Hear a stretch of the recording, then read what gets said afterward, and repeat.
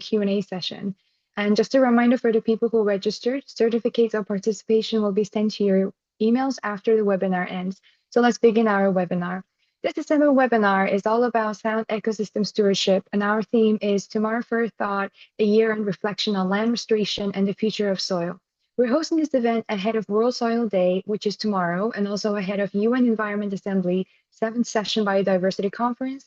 And this alignment highlights the importance of learning from leading experts about soil health and its role in sustainable land management.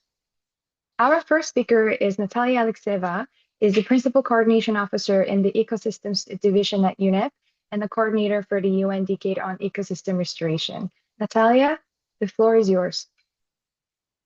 Thank you very much, Saya, and it's my pleasure to be joining you today from Nairobi. And as said, exactly, we're setting up for the UNEA 7 to be kind of unpacking here. And I'm coordinating the UN Decade on Ecosystem Restoration. That's why I will be speaking now actually on behalf of two co-leading agencies, which are UNEP and FAO. So I'll be sharing now my screen. And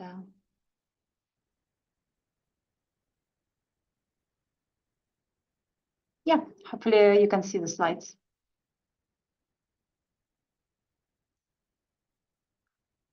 So as we're now really in the kind of restoration, what to say, family and discussions, I would like to underline something which was already presented from our side and discussed several times, that it's a lot of pledges in terms of the restoration. And if we look at all the commitments, it's around 1 billion hectares of degraded land. And these are to be restored under the commitments, right? But once we're looking really at the practical implementation, sometimes it's lagging behind. And if you look also at the practical, at the numbers and the figures which are coming now, and we are actually planning to have the restoration gap report and the report also to the UN, to the UNGA next year, really to review the numbers and come with kind of updates and alignments. But it's a lot of still kind of discrepancies, and we see the restoration gap, as said before, where we need to mobilize additional investments and of course activities.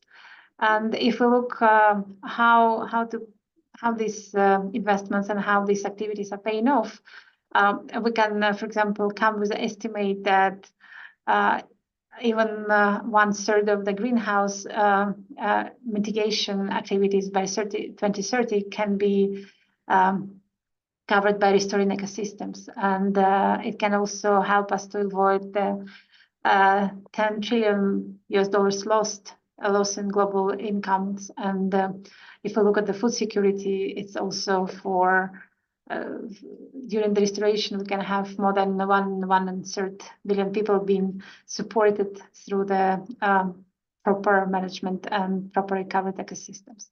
So I wouldn't be going too much into details because I think that everyone here is quite committed to restoration and have already the vision. And maybe just to give you some details, that the UN Decade of Ecosystem Restoration was proclaimed by the resolution of the UN General Assembly. And the decade aims to prevent, halt, and reverse degradation of all the ecosystems, different types. And we're really looking in terms of generating and supporting the movement, but also looking at the best restoration practices and driving practical activities also on the ground.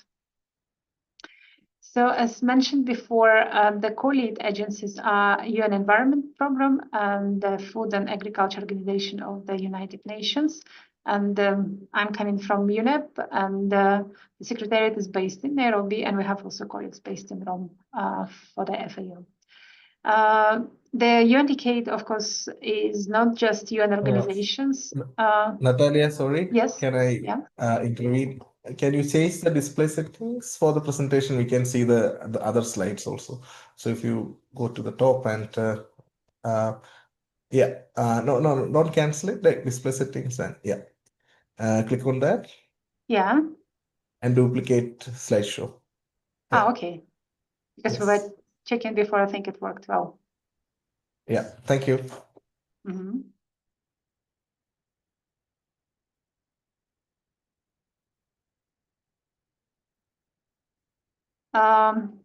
So we really work with our partners because we believe that it's a global movement, and we need really everyone to be on the same page and to be joining the efforts. And as said before, we do have UN agencies leading, but also as partners of the UN Decade. And these are, for example, like World Bank. Actually, UNCCD is also one of our partners. We have also other partners like NGOs, for example, and IGOs, banks, non-for-profit organizations, research and private sector organizations. And currently we have more than 300 partners which are working with us. We have the advisory board, which is really kind of, how to say, kind of strategic visioning and connection of the UNDK to other frameworks. And we have more than 30 members who are really well-known experts and celebrities. So what we've been doing since 2021, because the UN Decade started actually from the World Environment Day in 2021, we've been looking at the, let's say, kind of scientific point of view, looking at, it was a launch report which was released, and exactly we were coming, sorry, I think it's jumping. We were coming with the estimate of the, let's say, kind of background restoration activities, and trying really to see how the movement is going to be kind of shaping. I think even during this first year already, it was quite a lot of attention kind of coming, and the restoration was coming more higher on the agenda. And for example, if we look at the number of academic articles, they've been increasing very significantly. And of course, well, I wouldn't say in support of the UN Decade, because I see also Monica on the screen, but in parallel to the UN Decade, the UNCPD parties adopted the Convene Montreal Global Biodiversity Framework, and we got very clear goal where the UN Decade is contributing to. It's 30% of the degraded ecosystems under restoration by 2030, which is a target too. And to support these activities, we have a so-called framework for ecosystem restoration monitoring, which is firm, and we are collecting data through this framework and through these platforms, through all the partners and the contributors to the UN Decade. A lot of parallel activities were also, let's say, unpacking from the financing side. For example, new funds, including Bezos Earth Fund, the Vanti.org, and Apple's Restore Fund. And it's a lot of also very practical developments, which we see through the flagships, but also around, where we have the iconic species coming back to life, for example, beavers, bisons, and Przewalski horses. Looking at the soil health, because today we're really kind of focusing on this element. Of course, if we look at the land degradation, the numbers are very high. It's up to 40% of the land which has been degraded already. And if we look at the soils, it's 33%, basically 1/3 of the soils are moderately to highly degraded. And even more would be degraded by 2050. So hopefully this would not happen, but exactly we have to work to prevent this. It's a lot of species which are really living in soil, so it's very biodiversity rich. And of course, if we look at the overall ecosystems, the soil health is crucial, especially for lots of plants and of course for animals, and therefore for the food security and people. And once we look also at the soil health, it's really providing quite a lot of different, how to say, elements, including also carbon sequestration and climate change mitigation. So what do we do already on the soil health? From the UNEP side, we are working on recent AMSEN decision, which is looking at advancing sustainable soil health on the regional level. And then, of course, it's also decision from UNCCD. which is focusing on avoiding, reducing, and reversing land and soil degradation. And among the key focus areas, it's really working in terms of policy institutional coordination, then data research, of course, bringing the finance and capacity development.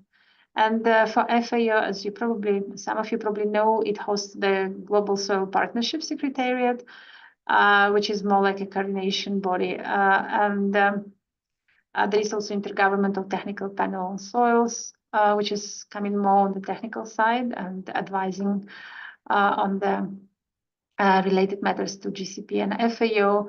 Of course, again, maybe you've seen quite a lot of maps, reports, different types of big events, and of course, projects on the ground. For the UN decade, once we look at our flagships, and the flagships are really the best restoration examples. We have two examples, again, from Africa, Greening Africa and African Farmers Transforming Food Systems, which are working to fight soil degradation. And they have already restored almost like 400,000 hectares, and there would be even more coming during the next years.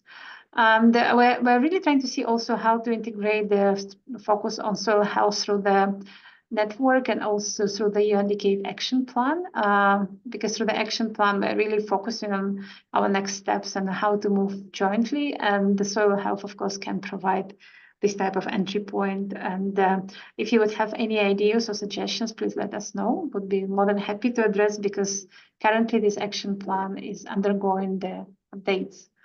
So just a couple of general, how to say, kind of upcoming elements and developments within the UN Decade.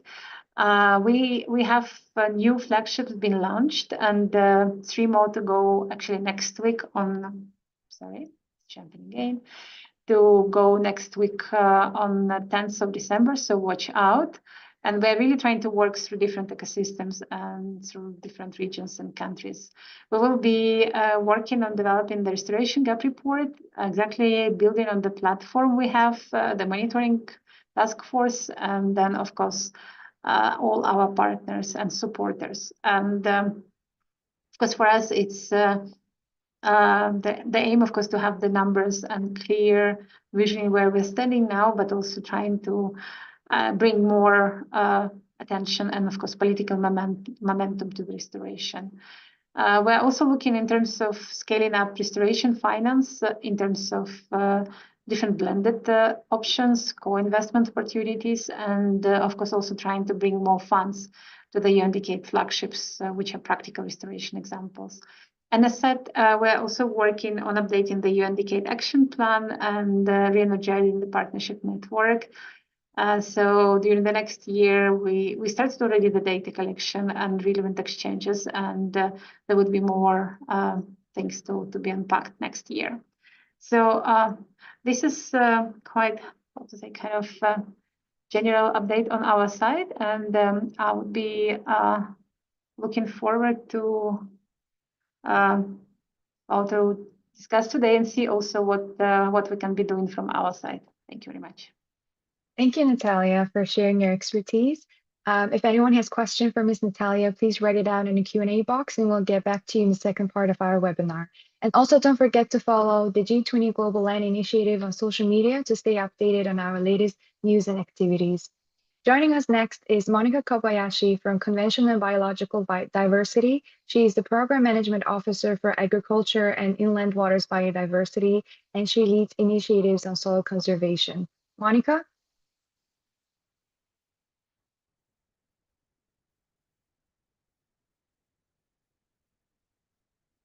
Monica, I think you're mute.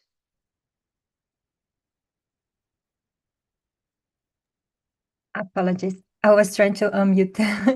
Can you? Sorry, also I can't see you as well. Maybe you can click on the video Oh, on and off. okay. Wait. Can you see me now? Yeah, now it's working, yeah. Can you see the presentation? Yes. Okay, thank you. Yeah, so thank you so much for having me today. It's a pleasure to be here. And yeah, let me start. Apologies, I am You can see my screen? Yes. Okay, good. Yeah, so thank you. Let me start. Yeah,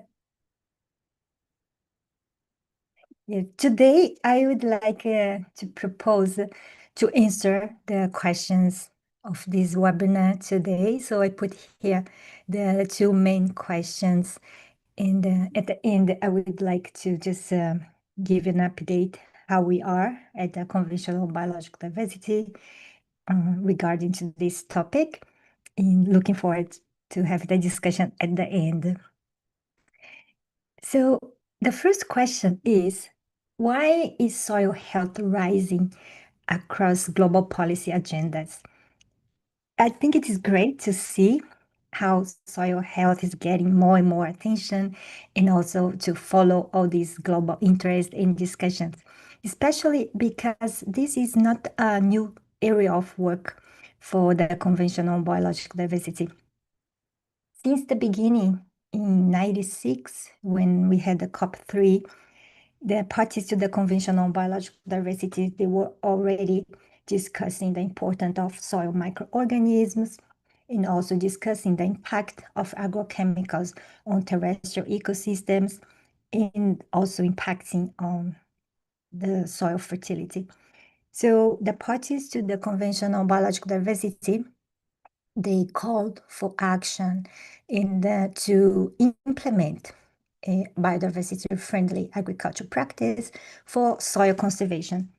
And after in 98, in COP4, COP also decided to expand the work to include all soil biota, not only to focus on soil microorganisms, but include all soil biota. And then subsequently COPs, we had discussions. And in 2002, the COP decided to establish an international initiative on the conservation and sustainable use of soil biodiversity. And since then, we have been implementing the initiative. In COP 15, we had an update program or plan of action, and that was developed with FAO in the Global Soil Partnership. And now we have some updates that I will provide at the end. So it's important because although the terminology was not soil health, it's a longer work that the convention has been doing towards this goal. And the term soil health start to be used under the Convention on Biological Diversity since COP 15 in Decision 28, in which COP adopted the FAO definition on soil health. So just to start, I would like to go through this definition of soil health. So basically, soil health is a soil that is alive. What does it mean to have a live soil?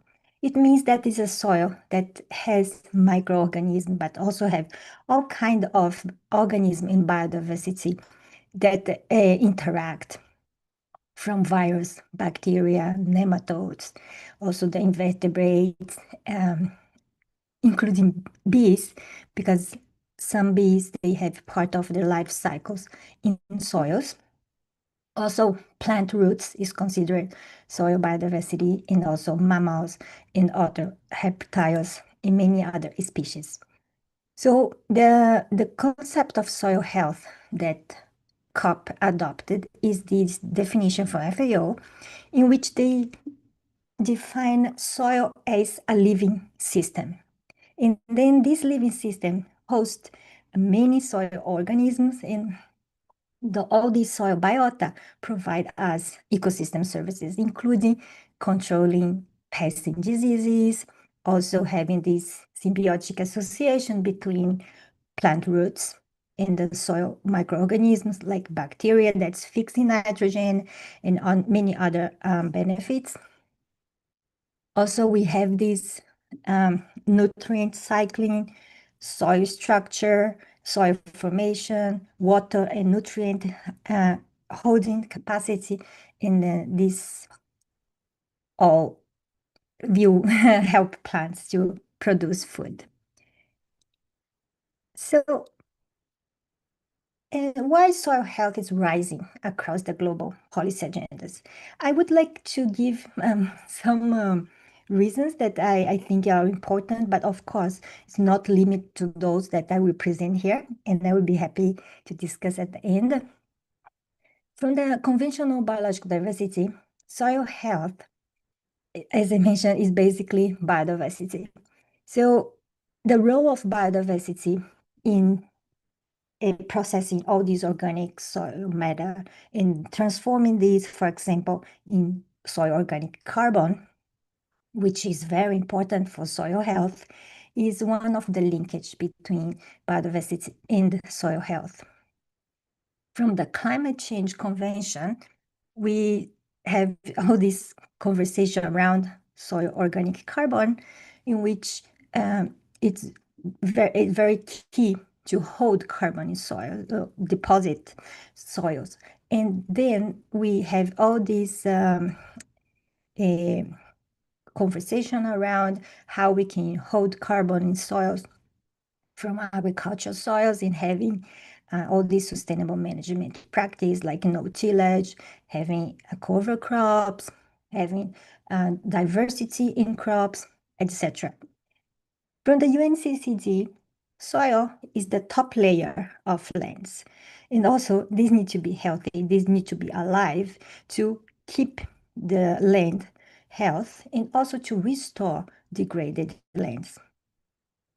So clearly, we can see the intersection point, that one of the intersection points between the Rio Conventions is soil health.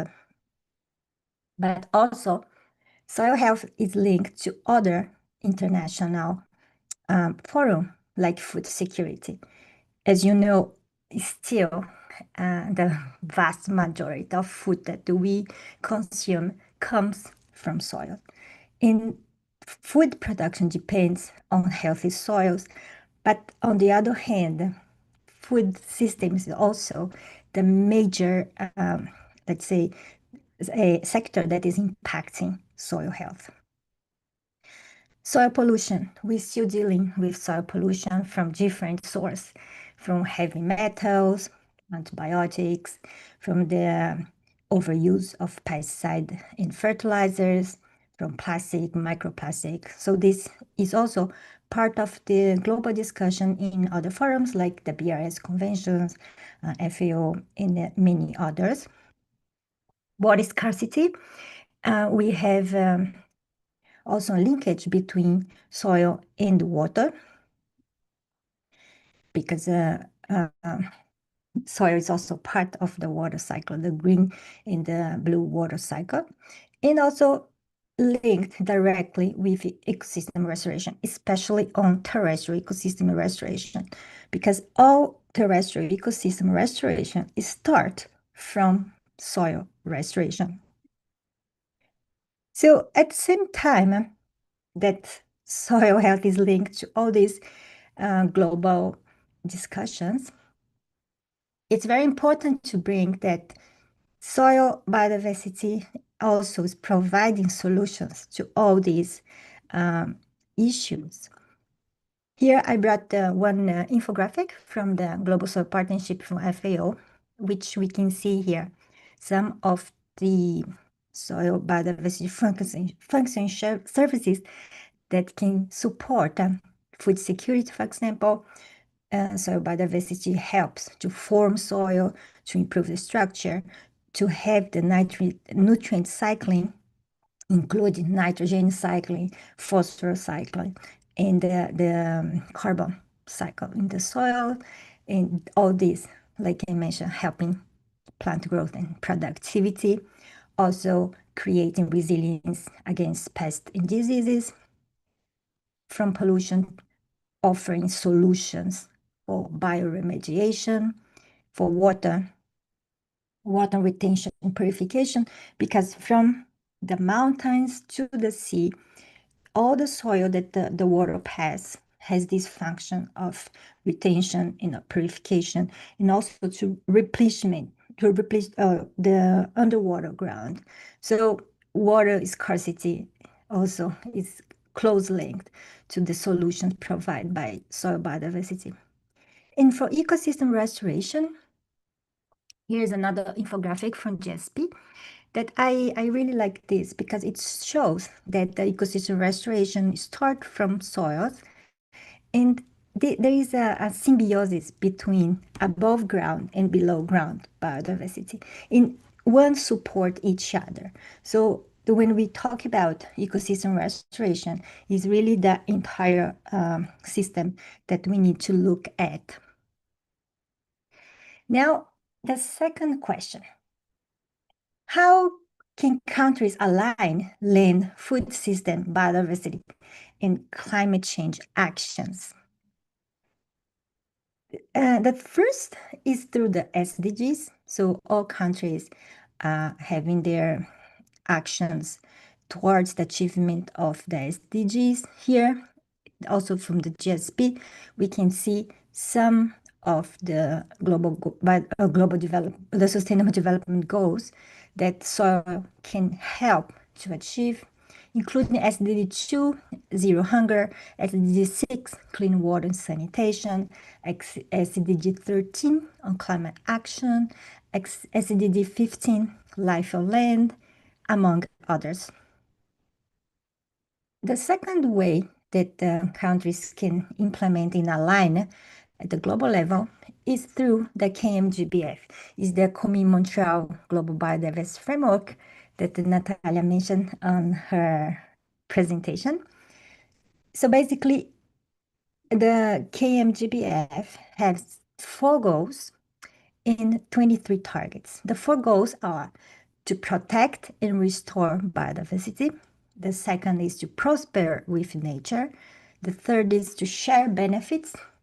And the fourth is about investment and collaboration. For the targets, we have 23 targets that we could easily also associate to soil, but I will just highlight few ones. For instance, target 1 on spatial planning. So all terrestrial areas should be under management and planning. Target 2 on ecosystem restoration, that also Natalia mentioned. Target 4 on genetic resources, including soil genetic resources.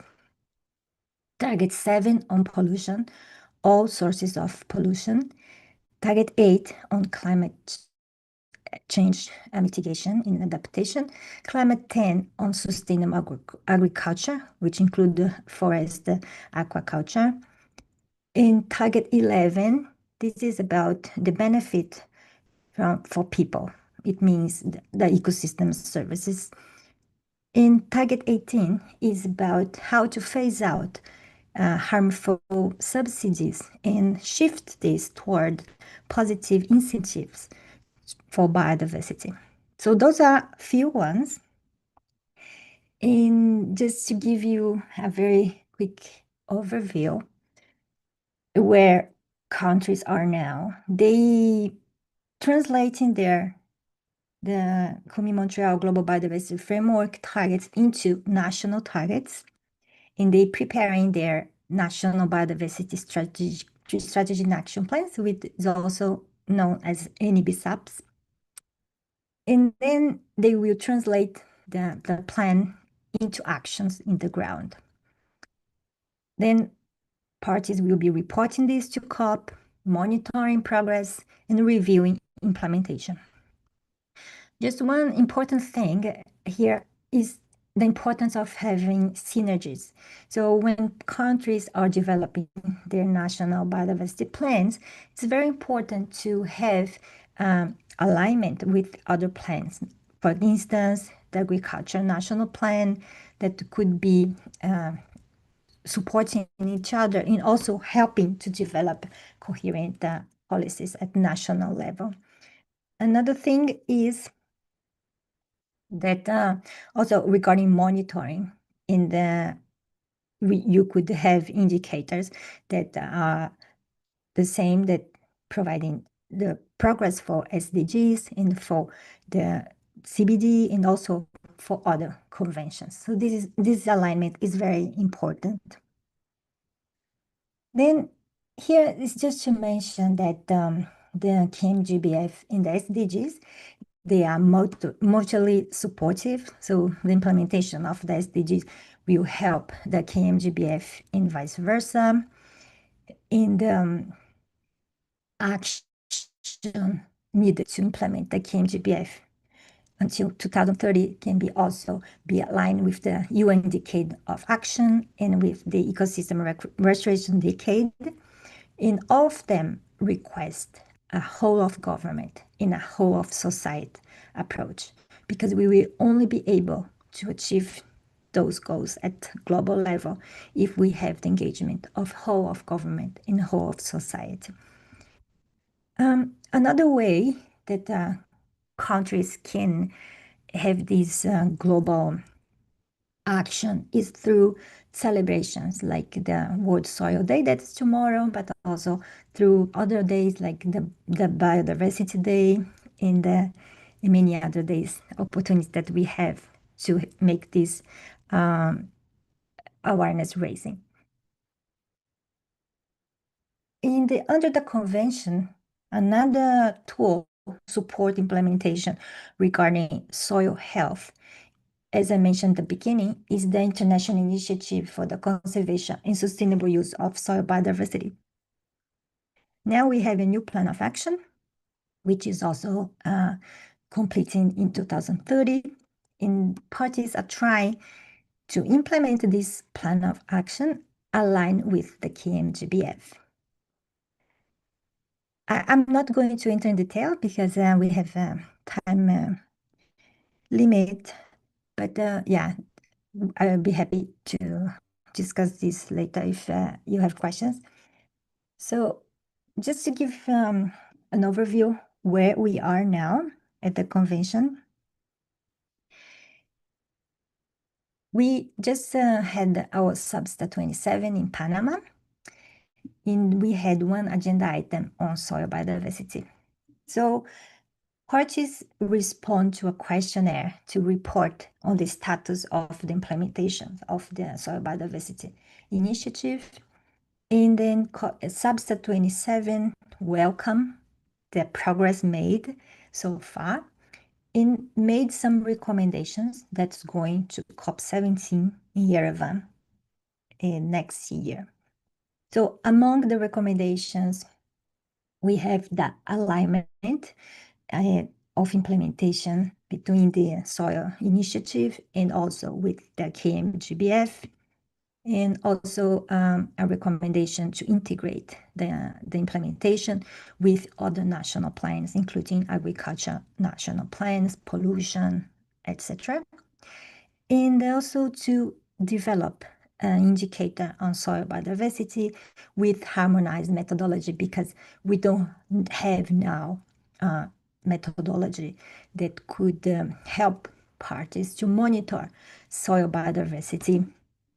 So this is something that we still need to work with partners and the academic and other research institutes. Yeah, so just to conclude, I would like to invite all of you to be part of the KMGBF, because this is very important for the future of soils and also for for life on Earth. Thank you very much. If you need more information, you can find here online. Yeah, thank you. Thanks, Monica. So by here, let's conclude our first part of our webinar and start our second part, which will be the Q&A session. If anybody has questions for our two speakers, please write it down in the Q&A box. And until then, I have a couple of questions. And my first question will be for Ms. Natalia. How can governments, NGOs, and private sector work together more effectively to advance soil and ecosystem restoration? Thank you very much for asking. As I was referring before, we really believe that we're part of the global movement, right? That's why I would say that we should be really focusing on the practical approaches instead of sometimes still asking like who needs to be involved, right? Also, thank you, Monica, for bringing some updates from the CBD process. If you can recall from last year in Cali, there's been increased attention towards indigenous people, towards other stakeholders, right? So that's why, from my point of view, of course, we have really to find the practical mechanisms, how these different stakeholders, how these different actors are involved into different processes, even high level and global processes like conventions, well, okay, UN decade, et cetera, but at the same time, how do we synergize across these different constituencies and different partners, right? So that's why I would probably bring, as I was referring within the UN decade, we have these so-called UN decade flagships, which are bringing the best restoration examples. And what we see, for example, through these flagships, once they really work on soil health and let's say fighting land degradation, we have lots of these different, how to say, constituencies and partners working together. For example, if the private sector is coming in and bringing additional resources and investments, then the local communities can really improve their livelihoods and improve also incomes from such activities. In this case, also the government ideally should be coming with a bit of supporting hand, maybe bringing some, I don't know, tax breaks or some incentives for additional business opportunities. And then, of course, we have to have research sector on board who would be able to prove what are the best approaches and the best, how to say, kind of data and research available to guide this type of activities. And then, of course, we need also NGOs and the youth, for example, really to scale up and to bring also communities on board, because again, if the local communities and the local, how to say, kind of stakeholders are not involved, lots of activities are facing certain type of reluctance, or at least not enjoying the support from the local level, right? So that's why I would say that definitely we need really different stakeholders been working together, and we have already very good examples from different initiatives. And okay, just to refer also to some other developments during the UNFCCC COP in Belém, one of the action areas, actually it was done in cooperation with Riyadh Action Agenda under the UNCCD frameworks. And we were looking exactly at the landscape restoration and particularly focusing on the agricultural lands. And we got very wide partnership kind of frameworks and lots of both governmental and non-governmental actors on board. So probably I'll stop here. Would be happy, of course, to build on. Thank you. We got another question from Natalia from the Q&A box. It says that Abhijit said, in which way has African farmers involved in land degradation that affects soil health?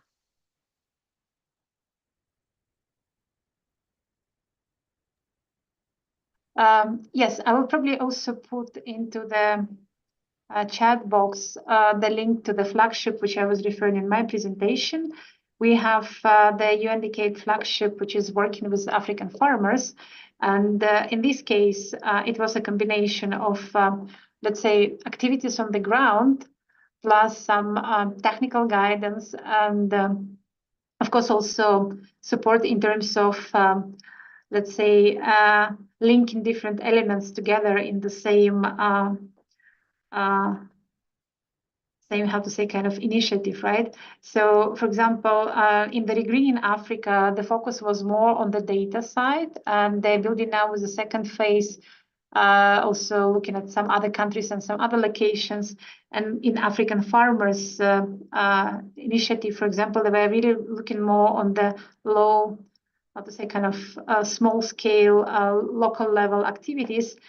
In terms of, like, for example, gardening and food kind of food production, kind of small scale food production.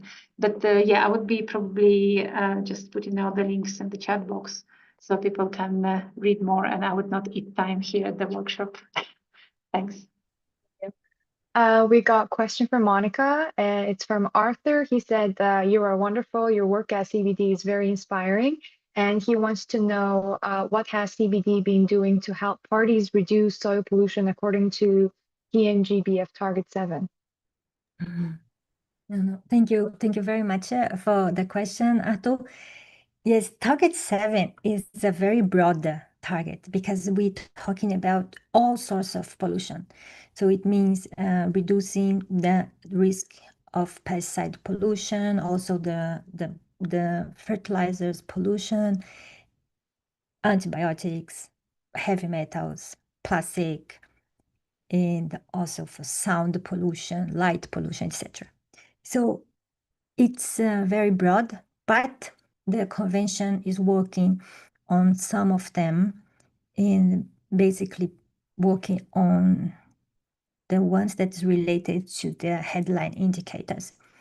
And right now we are producing some booklets to inform society and also parties on how we can reduce pollution and the impact on biodiversity from the risk of chemicals, from the risk of pesticide, the risk of the fertilizers, pollution, and also from the fertilizer, pesticide, chemicals. And the fourth one is on I forgot now. But anyways, we work on those booklets, but also we working on some technical series to help countries to implement the KMGBF basically on the regard of the soil biodiversity initiative. Yeah, I hope I answer your question, Arthur. Thank you. Thank you for that. I have also a question for Monica. Since you support countries in implementing the Kunming and Montreal targets, what do you see as the main challenges related to soil and food systems, and how can they be addressed? Yes, this is a good question. Thank you. The Kunming Montreal Global Biodiversity Framework, it provides countries a pathway to implement all the actions needed to reduce the impact on biodiversity. And it's also a very good pathway for food systems because from target 1 to target 23, all targets we can link to food system actions. And particularly for food system and soil, like I mentioned, some of the targets like target 1 and spatial planning, target 2 ecosystem restoration, but specifically on target 10 on sustainable agriculture. This is very important because it brings the importance of agricultural practice that could be let's say biodiversity friendly practice that can improve food production without jeopardizing the environment and jeopardizing the future of agriculture. Yeah, I don't know if you have more. I can develop more. Thank you. Thank you. Next question will be for Natalia. What advice would you give to young professionals or policymakers who want to contribute effectively to soil and ecosystem restoration in the upcoming years? Thank you very much for asking. Very good question. I would say for me, we have also actually a youth task force under the UN decade. Again, I'll put somewhere in the Q&A part so you can look at this. We're trying to bring young people on board because, again, restoration takes time. So that's why we need really on board, let's say, the future, how to say, kind of restorers, right? So we cannot restore just for ourselves because we will be gone soon. And in this case, we really feel that the young people are coming sometimes with really kind of inspiring out-of-box ideas. And as young researchers or policymakers or activists, I would see the contribution to the restoration action, but also, of course, to the soil health in terms of really coming with new ideas, new solutions, and also probably energizing and working with your local communities or with your kind of neighborhoods, because again, young people are the most active part of the society, right? Again, as I'm saying, based in Kenya, and I see here a lot of inspiring examples. So meaning that I would see again the youth as a kind of a bit of how to say driving force behind certain changes and certain improvements, which would be probably not always comfortable to the older generations, because we have certain types of how to say business as usual approach, or some more comfortable type of viewpoints. So don't be shy. Come in with your ideas. Try to brainstorm as much as you can, and of course, energize people around you. And I'm sure you would have lots of opportunities and lots of how to say entry points, because I think that now, again, through many initiatives, you can approach different frameworks, different let's say opportunities on different levels. Thanks. Thank you. The next question for Monica. How can scientific research on soil and agricultural biodiversity be more effectively translated into actionable policies at national and local levels? Thank you for the question. It's very important to have the community from researchers involved on this, and we have been working closely with the community of researchers. For instance, when we work with FAO on the preparation of the status of knowledge on soil biodiversity, we had more than 400 scientific volunteers that contribute to the report. Also, we work closely with the GSP. They have a network on soil biodiversity that is called NetSob. Also, we work closely with the Global Soil Biodiversity Initiative, which now is based in Canada. And by the way, they will have a Global Soil Biodiversity Initiative Congress next year in Vancouver. So this also is a great opportunity, because in the Congress, researchers can present their studies, they can present the results, and all of this is very important for this preparation of the global indicator on soil biodiversity, because as you saw in the presentation, soil biodiversity is very complex. It goes from microorganisms to mammals to bigger animals. So how we can measure, how we can monitor soil biodiversity is also complex. And the input of all the researchers is very important to have this harmonized methodology. Thank you. Thank you. The next question is for Natalia. Kehinde wants to know, how do we integrate this fragmented large rural community land users into activities of land restoration, conservation, and sustainable land use and management? Well, as far as I can, let's say, respond on my side, we're really trying to work on different levels. And if we really look at the community level, people are engaged if they see some benefits, if they see some improvements in their life, right? So meaning that unless you would really come with clear solutions and clear entry points for them to benefit, for them, their kids, their kind of neighborhood to benefit, they would not be actively involved if they would not feel that they are valued and they have their kind of right to contribute somehow, right? So meaning that in this particular case, I would say that what we're also doing very often from our side, we're trying to explain why restoration is so important, in a way that once you restore also for your kids, for your grandkids, and you really improve your own how to say, kind of livelihoods. And once people see these practical improvements, and for example, again, through the flagships, what we do, lots of people are having additional incomes, or they have some additional, how to say, kind of food security, or they have, even for school kids, they have some better school feeding programs, for example, right? So in this case, definitely people are getting engaged, and they're contributing because they build on their future basically through these type of activities. Thank you. There's another question for Natalia as well. What do you see as the biggest barriers to implementing soil restoration policies, and how can countries and organizations overcome them?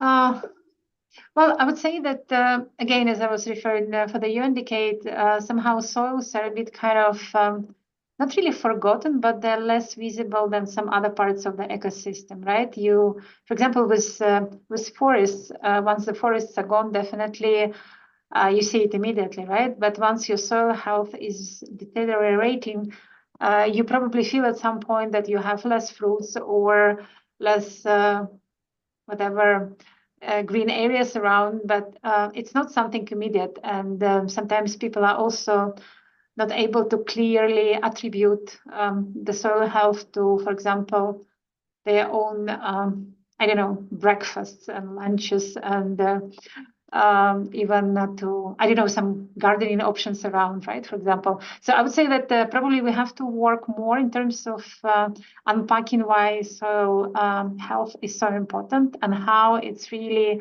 laying the base for the healthy ecosystems, because without healthy soils, basically you cannot really expect healthy vegetation, for example, right? And then the same also you go to the animals, right? So that's something where we have to work, and also the policies are sometimes cross-cutting, right?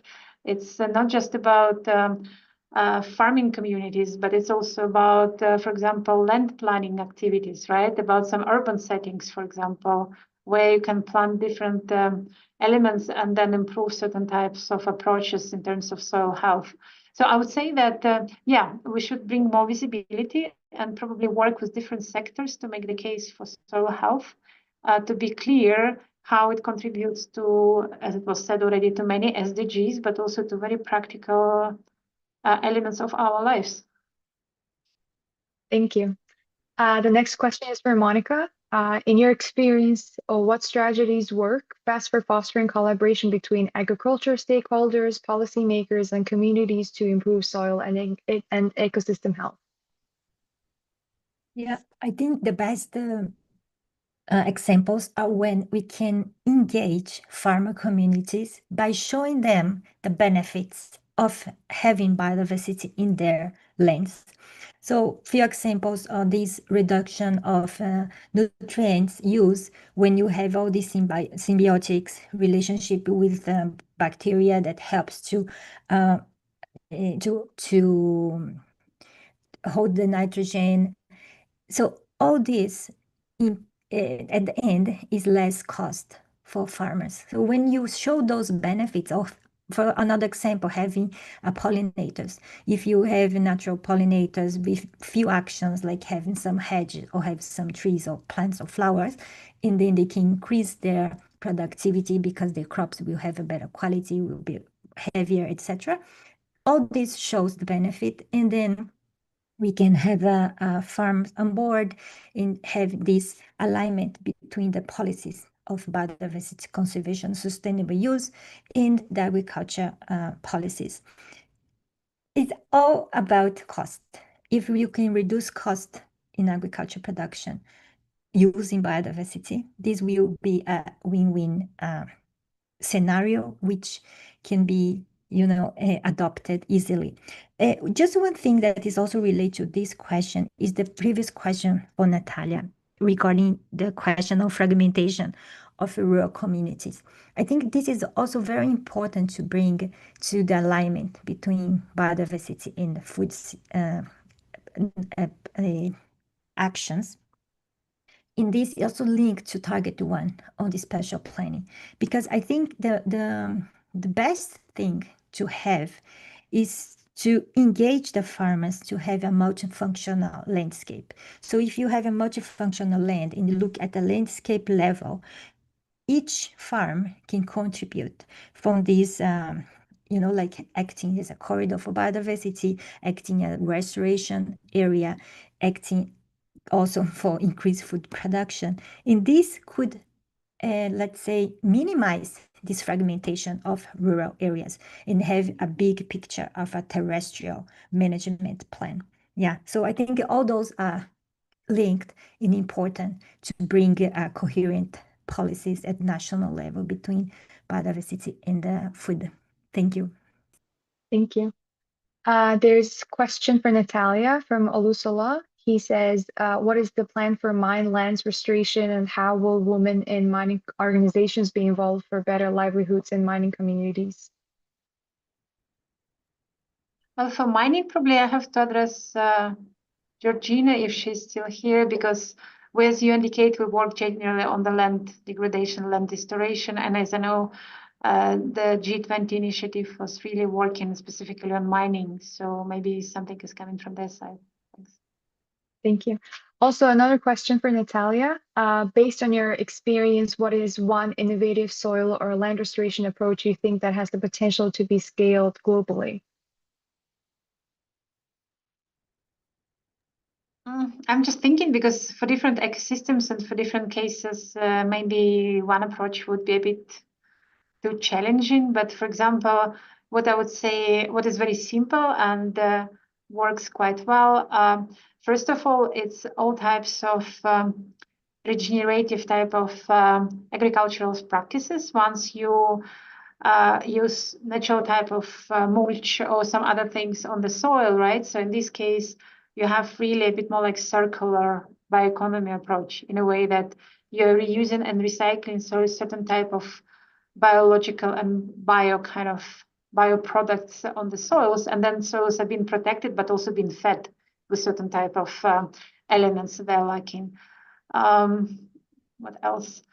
I think also another, maybe it's not really approach, but it's more like thinking about all this kind of very small local biodiversity in the soils, right? It's a lot of small insects, a lot of local, how to say, kind of life in the soils, which has been neglected very often, right? So if we can support this local life, the soils are much easy to recover and restore once you also support this type of local biodiversity, how to say, right? So that's something which is, maybe it's a bit more kind of general in terms of approach, but I think it should be working in the most of the ecosystems. Thank you. The last question will be for Monica. What emerging opportunities or trends in soil and agriculture biodiversity do you think that could be the biggest impact on global restoration and sustainable food systems? Yes, I think this is a very, very good question, because when we talk about ecosystem restoration, usually we're not looking at the soil restoration. We look more in choosing plants that are native or endemic. We're choosing trees, we're not looking at the first step of ecosystem restoration, which is soil. And for this, I think one good trend would be to restore soil first. And then I'm sure that the percentage of success would be much higher. And when I say restore soil first, it start with also choosing which kind of plants we will have at the first phase of restoration, which means the plants that not require that much in terms of nutrients. We're talking about the grassland, cover crops. We're talking about all these first stage of plants, which will help to have more organic soil matter, that will help all the soil communities to develop, that will structure soil, will build the basis.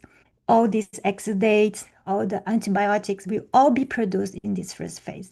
So I think this is a trend that we really need to look at, because choosing those plants also are important for soil restoration and for ecosystem restoration. And then looking at the next steps. Thank you. Thank you very much. It's almost that our webinar is coming to an end. Thank you to our speakers for their wonderful presentations, and thanks to all of you being here and being part of today's session.